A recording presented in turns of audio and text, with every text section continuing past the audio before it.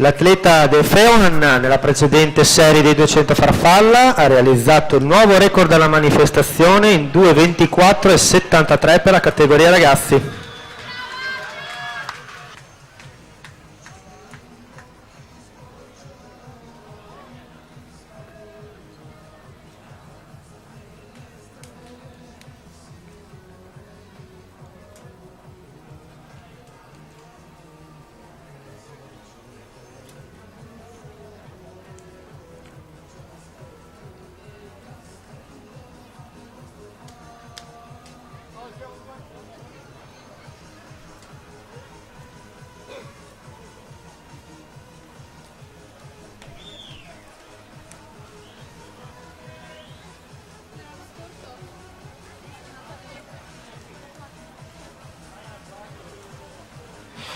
Invitiamo Drioli, Spinazze e Rizzardi alla premiazione di 200 farfalla, grazie.